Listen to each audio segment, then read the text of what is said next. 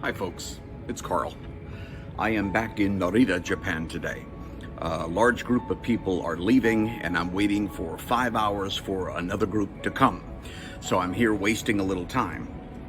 And I just want to say something. I just said goodbye to a group of about 20 people. And I think this video is important to make. Some people get it and some people don't. But a lot of Americans are under a completely different impression about traveling to Japan. I'm going to entitle this video, 5 Things You Need to Know When Coming to Japan. I'm going to be brutally honest with you. I fought myself on making this video. I really did, and I'll tell you why. I believe this video is important. But the only way to make it is to be honest and not worry about sounding insensitive. While being offensive is definitely not my goal, it's important to be sincere in order to make my point. So, if Japan is on your travel list or you've already booked your ticket, this video will save you from awkward moments, unintentional disrespect, and a whole lot of confusion. Japan is incredible. It's welcoming and deeply fulfilling, but it also runs on a very specific social rhythm. And if you walk the streets of this amazing land and believe that your way is their way, well, you're dead wrong. Here are 5 things you really need to understand before you step off the plane. Number 1, social rules matter, and the Japanese actually follow them. You see, Japan runs on social trust. In other words, within their culture, there are expectations that match their rules and social guidelines. They do it because it makes sense to them. And to make this clear to you, we don't do this in the United States. I mean, for the most part in America, we get along in daily life, but we do not work together to make things better for the rest of us. In America, 85% of drivers don't come to a full stop unless a cop is watching, and we're motivated to follow the law if we can avoid getting a speeding ticket. If the speed limit is 65, we drive 75. This is not a shocker to anyone, but in Japan, they care. For example, people line up exactly where they're supposed to ensure that the trains run on time because everyone cooperates. It's a social system that's respected. They don't litter. They don't insist on being first, nor do they believe they should go to the front of the line. They will never cause disruption that causes a delay for others.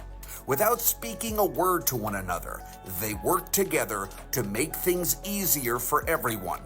Now, if you're brand new to Japan, I'm not suggesting that you have to memorize every rule, but you do need to pay attention. Sometimes you'll see things that make you wonder. When in doubt, observe first and act second. If everyone's doing the same thing the same way, there's a reason. And if you're confused, ask questions. Let me give you a few examples. In Tokyo, they stand to the left on the escalator and people who might be in a rush walk up the right side. In Osaka, it's the reverse. They stand to the right on the escalator and people who wish to walk and not stand are on the left side. If you ride the escalator, you're expected to follow along. Here's another example. Don't eat and walk. In Japan, eating while walking is generally considered impolite, and there's a concern you might accidentally drop food on the ground or unintentionally litter. Food is meant to be enjoyed thoughtfully and not rushed through as you walk the streets. If you grab something from a shop or a street vendor, step aside, maybe find a bench or a table, and eat where you bought it. And here's one that tends to surprise nearly everyone. Public trash cans are rare. You carry your trash. And recycle sorting dispensaries are everything. Japan is spotless, yet you're going to struggle to find trash cans outside of convenience stores and train stations. Everything is recycled, not just thrown away. In fact, locals carry small bags to put their trash in to take it home. It sounds inconvenient to someone new, but it works for them, and you'll adapt faster than you think. These are examples of small adjustments, but they matter in Japan. About 4 years ago, one member of my tour decided that she was going to do her own thing and not care about the social structure in Japan. She littered. She didn't care. When we were supposed to check into a hotel at 2 p.m., she walked up to the hotel front desk and said, "It's almost 1 p.m. Why can't you make an exception for all of us? Just check us in early. I mean, the customer is always right." In other words, how she behaved in her daily life is what she expected during her stay in Japan. After a day or two of this behavior, I asked her, "Why are you visiting Japan in the first place? You have crossed the planet to absorb a different culture. Why not appreciate it and show some respect? You're not in Oklahoma. Different rules apply when you're on the other side of the world." Next, don't haggle. Because you think you might have a personal interest in special treatment or an exception in pricing, well, you're wrong. In Japan, pricing is set fairly, transparently, and with pride. Haggling isn't part of the culture, and it doesn't come across as savvy. It comes across as downright disrespectful and pathetic. Once a member of my tour was purchasing books in a famous bookstore in Tokyo. The bookstore was offering a discount on all books related to gardening. Well, when he walked up to the counter, he asked the bookstore if they would make an exception and give him the same discount on 2 other books involving woodworking. Well, it's not up to the counter staff. The discounts for certain books are programmed into the barcode system. If the books don't relate to gardening, you weren't getting a discount.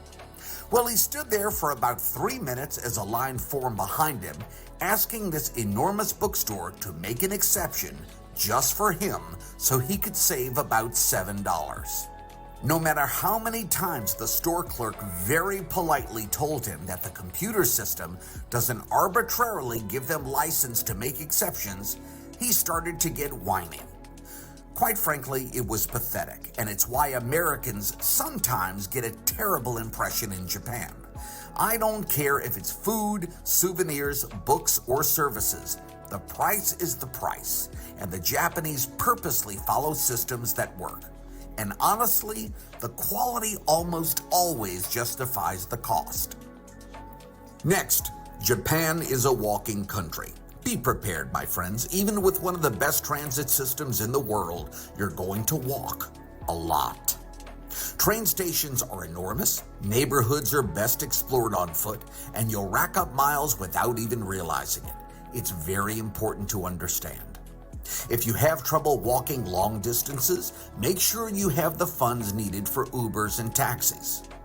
About 8 months out of the year, I live in North Houston, Texas, and as most of you know, I'm a sushi instructor. Simply put, I need a car. I need to load my vehicle with big plastic bins filled with sushi class stuff and drive to the homes and businesses to conduct my classes. I can't take a public bus everywhere I go.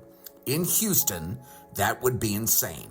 But if I try to overlook this issue, I'm going to be miserable on a daily basis. Well, the opposite equation works in Japan. Cars are not crucial. The Japanese use train systems and walk and walk and walk. And if you have a bad back, tender feet, or weak legs, it's going to be a problem. And don't blame Japan. Comfortable shoes are not optional. They are essential. Next, punctuality with no personal space. As I just mentioned, trains are everywhere in Japan, and trains are life, and precision is everything. Japan's rail system is efficient, punctual, and incredibly reliable. And if you miss a train by a few seconds, do not panic.